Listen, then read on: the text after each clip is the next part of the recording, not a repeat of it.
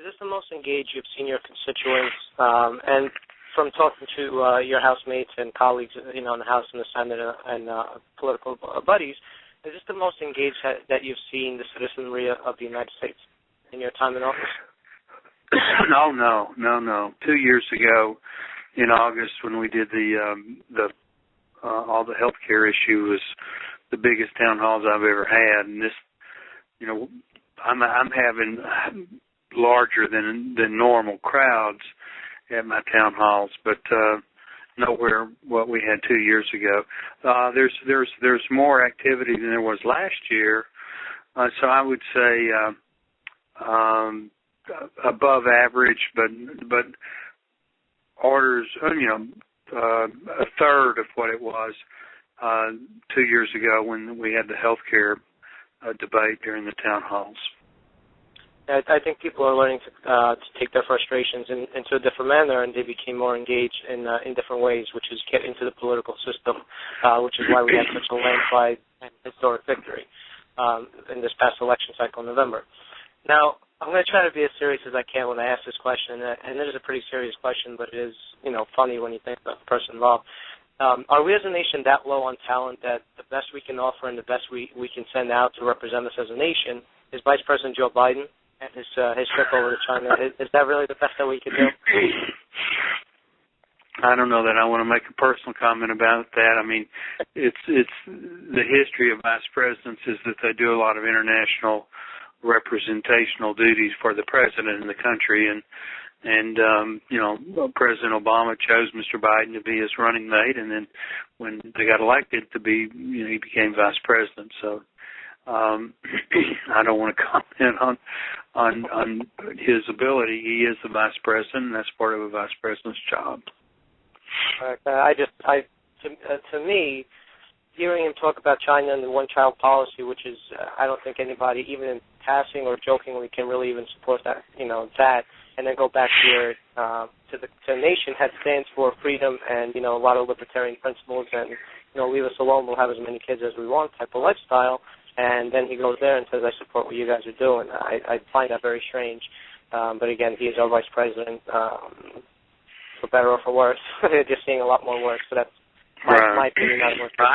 I agree that the China's one-child policy is abhorrent, and we need to protest it very vigorously. I totally agree with you on that. Regarding Libya and all the craziness that's going on there, do you feel that we should have gotten engaged in any way, whether it be financially or providing the weaponry or the manpower? Do you think we should have got engaged in Libya? And do you see this, if Gaddafi is actually unseated, which it looks like he is, I'm 99% sure, but you never know, things are so change so fluently.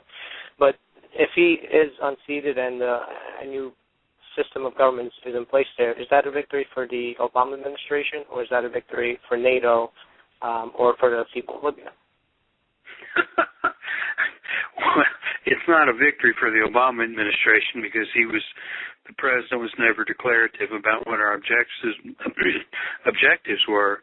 I guess you'd have to say it is definitely if it happens, a victory for the Libyan people and the freedom fighters or the rebels that have continued to fight the regime. But you can't have an Obama victory because he never defined what victory was or what it could be.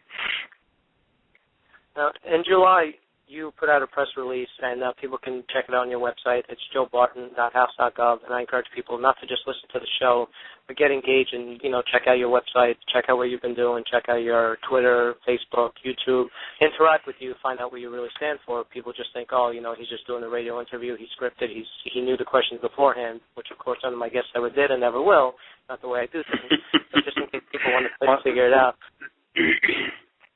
So, nothing about this interview's been scripted. I just knew to call in a number at 8 o'clock. So that's the best way. Try to blindside them. But you put out a press release on July 20th regarding regulation and overregulation, and I've talked extensively about this on my show with various congressmen, Rick Santelli, and a whole bunch of others. President Obama is putting a plan into action. I read earlier today. It's got about 500 articles of regulation, from the books. Now, it's a good idea, and people are going to hear and say, hey, look, he's pro-business, he's this, he's that, he's helping us, he's helping the little guy. But the problem is he signed 600 new regulations in place in July alone.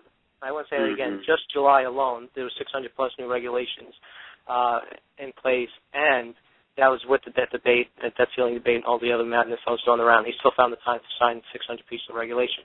Now, the cost to comply is about $12 billion and probably more. Do you think that this administration, Cass Sunstein, and the president, do they understand the pitfalls of over-regulating, whether it's big business, small business? Because ultimately it hurts small business because they don't have the massive lobby and the massive stream of lawyers coming in and out the doors as Verizon does or a GE does. Of course, GE doesn't pay taxes either. But do you think that they understand the pitfalls of over-regulating? Well, they talk a good game about wanting to try to eliminate regulations, but their actions don't follow up their rhetoric. The EPA is issuing almost a new regulation a month on various clean air issues, none of which seem to be based on any real scientific analysis, real cost-benefit analysis, or real health-based problem. This air transport rule that they just put out is going to affect almost half this country in terms of number of states, and it's based more on almost totally on computer models, not hardly at all on actual monitored data.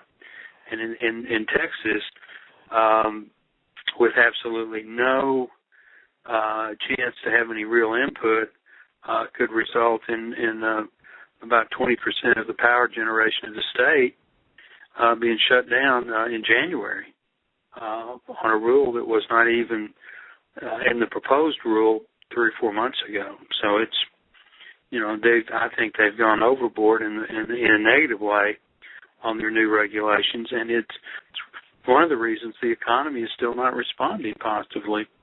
You can't regulate things and put burden after burden, whether it's in the healthcare industry or the environmental areas, and expect the economy to just shake it off and move forward. Now, if not for the state of Texas and the work of Governor Perry and, of course, all the small businesses and, businesses that have moved in and all the people that have moved out of states like California and others that have been overregulated and overly controlled and overly taxed, Texas has been booming, and, that's been contributing a lot to the job growth that we've seen in the nation, numbers-wise, just hard numbers. But Texas alone can't keep a union of 50 states and such a massive economy afloat itself. People are talking about a second recession. A lot of people said, we've never really got out of it because the numbers weren't really anything substantial. It's not like we doubled the rate that we needed to overcome a recession or anything like that. Do you think that we're headed towards a double-dip recession, or do you think that, with a couple of good moves, and right moves, fiscally responsible moves, that the American economy could move in the right direction and basically with the snap of a finger? Well, the unemployment rate's going back up.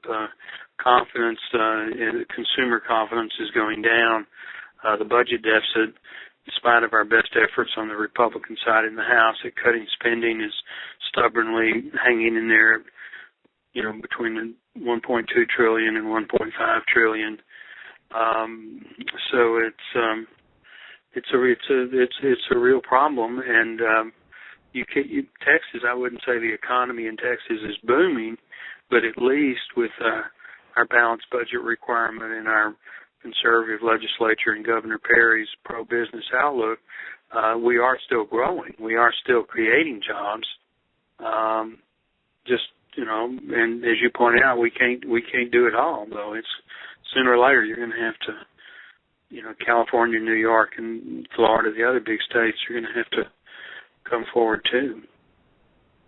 Now, your state is putting out a couple GOP hopefuls, GOP presidential candidates. Of course, we're talking about Governor Rick Perry, who announced recently that he was running in South Carolina, and Congressman Ron Paul, who's foregoing his next re-election cycle to just focus strictly on the presidential campaign and possibly other endeavors should he not get elected. Now, are you going to support either one of these candidates, or is it going to be a different candidate, maybe Congressman Thaddeus Potter, who's also running, or is it too soon for you to even decide? No. I've endorsed former Speaker Newt Gingrich 3 or 4 months ago. I talked to Governor Perry, and Governor Perry and I are close personal friends, as I am a close personal friend of Newt. But anyway, Governor Perry indicated to me that he probably would not run for president. So I endorsed Newt, and then Governor Perry had so much popular support that Governor Perry decided to run. So I'm publicly supporting, and I think Newt Gingrich would be a great president. Obviously, I'm close to Governor Perry and wished him the very best, but my official endorsement and my effort right now is for former Speaker Gingrich.